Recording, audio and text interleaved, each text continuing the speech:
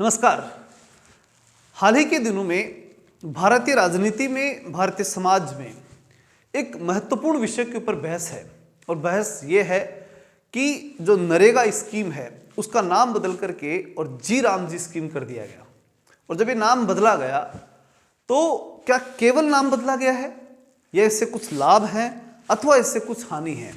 क्योंकि सत्ता पक्ष की तरफ से कहा जा रहा है कि इसके लाभ होंगे और विपक्ष के द्वारा कहा जा रहा है कि जो है बहुत महत्वपूर्ण स्कीम जो नरेगा थी उसको आपने आधारभूत रूप से नष्ट कर दिया, यानी इसका जो है आपने पूरा महत्व ही समाप्त कर दिया, यानी बहुत बड़ा नुकसान इसका होने वाला है। अब बात आती है कि हमें इसकी सही जानकारी होनी चाहिए जिससे कि हम या तो इसका सही समर्थन करें या विरोध करें, क्योंकि समाज या कहें कि जनता जब किसी कार्य का विरोध अथवा समर्थन करती है तो उसी से सरकारें आगे सही निर्णय ले पाती हैं। तो उसमें केवल विपक्ष की भूमिका हो ये सही नहीं है।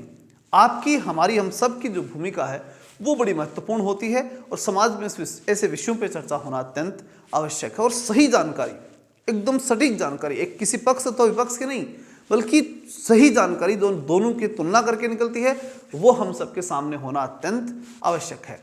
इसलिए इसे हम कुछ महत्वपूर्ण बिंदुओं के माध्यम से समझने का प्रयास करेंगे।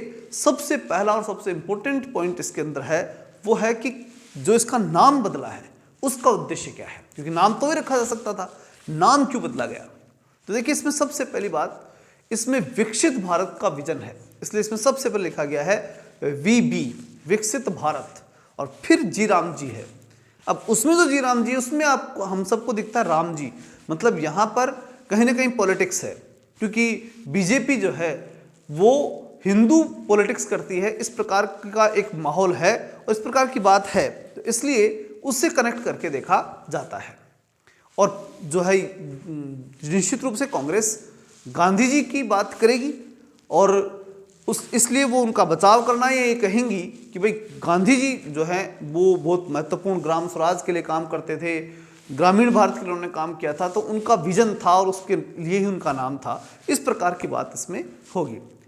लेकिन चूंकि इसके अंदर ज्यादा विरोध कांग्रेस इसलिए नहीं कर पा रही क्योंकि गांधी जी खुद राम राज्य की कल्पना करते थे, पहली बात। दूसरा, वो भगवान राम को अपना आदर्श मानते थे और मरते समय भी उन्होंने हे राम शब्द कहा था, मतलब राम को वो अपने जीवन में बहुत महत्वपूर्ण मानते थे, रघुपति राघव राजा राम। तो इसलिए चाह करके भी कांग्रेस अगर विरोध करे तो न तो समाज स्वीकार करेगा इस बात को कि केवल नाम बदला है तो नाम बदलने से कुछ होना है, नाम का विरोध नहीं कर पाएगा, कोई नहीं कर पाएगा, क्योंकि राम भी जो हैं वो इसी भारत के अंदर 14 वर्ष तक वनवास में रहे, मतलब वनवासियों के बीच में रहे, तो आदिवासी, वनवासी, ग्रामीण उनसे जुड़े रहे, तो वो आधारभूत संरचना जो है वो राम की भी लगभग ग्रामीण भारत से जुड़ी हुई रही है। इसलिए ये कोई कॉन्ट्रडिक्ट का विषय नहीं हो सकता, क्योंकि गांधी और राम ये दोनों ही एक उद्देश्य की ओर जा रहे हैं और वो है ग्राम स्वराज, या कहें कि ग्रामीण विकास या ग्रामीण भारत का एक उभरता हुआ स्वरूप। इस बात का जो है विजन दोनों में था। और अब इसी विजन के अंदर 2047 का विजन लिख करके, विकसित भारत का विजन बना करके जब इस योजना को लाया जाए तो निश्चित रूप से नाम बदलने का तो कोई बड़ा कारण नहीं रहता। अब जो दूसरा जो मुद्दा आता है वो है कि 100 दिन से बढ़ा करके 125 दिन किया गया, लेकिन दोनों में एक बड़ी महत्वपूर्ण शब्दावली का परिवर्तन किया गया। पहले जो था वो था कि 100 दिन की गारंटी थी, अब 125 दिन का काम है। ये विषय जो है, ये शब्द जो है वो कांग्रेस यूज कर रही है और जनता के सामने अपनी तरफ से लाने का प्रयास कर रही है।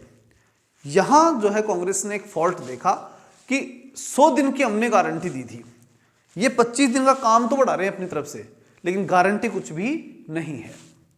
और निश्चित रूप से गारंटी इसलिए वो नहीं बता रहे कि उनका मानना है, कांग्रेस ये कह रही है कि सरकार ये कह रही है इस पूरे के पूरे बिल में कि भाई जब भी किसानी का काम होगा, यानी 2 फसल होंगी, रबी खरीफ, उस दौर में जो है किसान जब कार्य कर रहे होते हैं तो उन्हें मजदूर नहीं मिलते, इसलिए किसानी के समय पर नरेगा का काम बंद कर दिया जाएगा। यह सरकार का कहना है और इसी बात का विरोध कांग्रेस कर रही है कि जब ये दोनों बंद कर देंगे तो आपके पास समय कहां से बचेगा। दोनों सीजन में आप मजदूर लगाएंगे और उसके बाद में कटाई बुआई सब कुछ चलता रहता है। और उस दौर के अंदर आप वहाँ से लेकर के जो है किसानी जब तक चलेगी तब तक आप मजदूरी देंगे नहीं, तो फिर 125 दिन की बात कहाँ से कर रहे हैं? इसलिए वो गारंटी हो नहीं पाएगी। आप पूरा कैसे करेंगे? कर ही नहीं पाएंगे। और उधर सरकार कह रही कि निश्चित रूप से हमारा उद्देश्य यही है कि 365 दिन जो है वो किसान लगा रहे और इसके लिए जो है वो किसानी के रूप में भी काम हो और बाकी बचे हुए समय में नरेगा का काम कर ले। तो इस प्रकार से दोनों का अपना अपना इसमें तर्क है। अब हम नेक्स्ट विषय की ओर देखें तो तीसरा और सबसे महत्वपूर्ण विषय जो आता है वो आता है भ्रष्टाचार, जो कि नरेगा में पिछले वर्षों में बड़ा भ्रष्टाचार देखा गया, ऐसे रिपोर्ट सामने आई है। बिना किसी उत्पादकता के काम किया गया और घर बैठे लोगों ने जो है अपनी प्रेजेंट दिखा करके वेतन उठाया। इस प्रकार के काफ़ी जो है केस देखे गए और इसलिए इसके ऊपर नकेल कसने के लिए विशेष रूप से इसमें विकसित भारत के विजन के रूप में इस पे काम करने का प्रयास सरकार ने किया है। इसमें एआई और विभिन्न टेक्नोलॉजी जो नई से नई टेक्नोलॉजी उनके माध्यम से जो है जो ऑन प्रेजेंट काम कर रहा है, जो वास्तव में काम कर रहा है उसकी ही प्रेजेंट लगे और उसी को तनख्वाह मिले, इस प्रकार की व्यवस्था उसमें करने का प्रयास किया गया है। उसी को मजदूरी मिले, वो सारी व्यवस्थाएं उसमें करने का प्रयास किया गया। अब जो तीसरी बात आती है, इसका विरोध करने की बात क्यों आई? सरकार इसका विरोध क्यों कर रही है? तो वो विपक्ष इसका विरोध क्यों कर रहा है? तो विपक्ष इसलिए विरोध कर रहा है कि जो ग्रामीण भारत है उस ग्रामीण भारत की ताकत ग्रामीण भारत में ही थी, यानी पंचायत में थी। अब यहाँ चूंकि पूरी तरह से ऐसा कंट्रोल करेंगे तो निश्चित रूप से सेंट्रल गवर्नमेंट की इसके अंदर कंट्रोलिंग हो गई और तो स्थानीय शासन तो कुछ कर ही नहीं पाएगा। तो इसलिए पंचायत का जो पावर है वो आप समाप्त कर रहे हैं, स्थानीय संस्थाओं का पावर जो है वो आप समाप्त कर रहे हैं। ये बात लेकर के इस विषय का विरोध कांग्रेस द्वारा किया जा रहा है कि आपने स्थानीय शासन की ताकत समाप्त कर दी है इसके माध्यम से। अब यहाँ वो आपको कमेंट करके बतानी होगी कि भाई स्थानीय शासन का पावर समाप्त हो रहा है या भ्रष्टाचार कम हो रहा है। फिर चलते हैं आगे। नेक्स्ट जो विषय आता है वो आता है केंद्र राज्य संबंध को लेकर के। देखिए, पहले नरेगा के अंदर सेंट्रल गवर्नमेंट के द्वारा लगभग 80 से 90 या कई राज्यों के अंदर 100% भी था, हर जगह अलग अलग कंडीशन थी, लेकिन लगभग केंद्र के द्वारा सारा किया जाता था, इसको कंट्रोल किया जा रहा था। लेकिन अब 60-40 का रेशियो रहेगा, जो लगभग राज्यों में 60-40 का रहेगा और कुछ राज्यों के अंदर सेंट्रल गवर्नमेंट थोड़ा ज़्यादा देगी, बाकी 40% स्टेट गवर्नमेंट के ऊपर बोझ आ गया। इस बात का विरोध कांग्रेस द्वारा किया जा रहा है।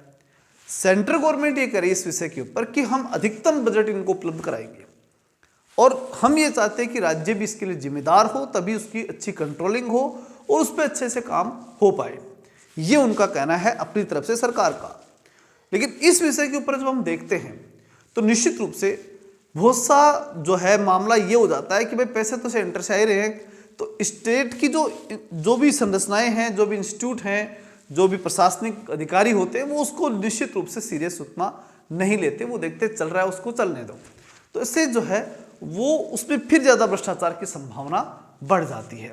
इसलिए कहीं ना कहीं भागीदारी स्टेट की होनी चाहिए, ऐसा जरूरी भी है।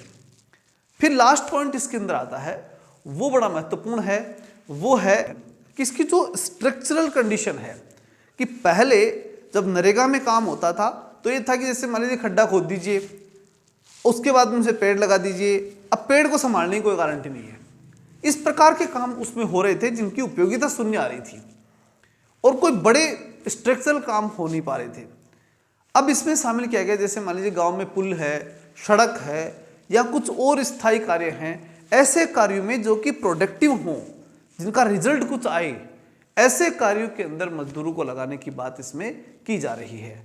मतलब कुछ ऐसे कार्य जो रचनात्मक हों, कुछ आगे बढ़ते हुए विकसित भारत के संकल्प को लेते हुए चलते हुए दिखाई दे, इस प्रकार की कंडीशन इसमें देखना चाहते हैं।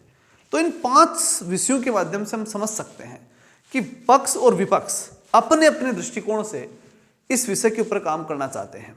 क्योंकि विपक्ष की जिम्मेदारी भी बनती है कि वो वॉचिंग करे, देखे कि क्या सही है क्या गलत है, वो अपने दृष्टिकोण को भी रखे और निश्चित रूप से देश के सामने भी रखे। लेकिन कहीं हम किसी एक दृष्टिकोण, चाहे वो पक्ष का हो चाहे विपक्ष का हो, किसी एक दृष्टिकोण में फंस के न रह जाएं, इसलिए हमें पूरी जानकारी होना अत्यंत आवश्यक थी।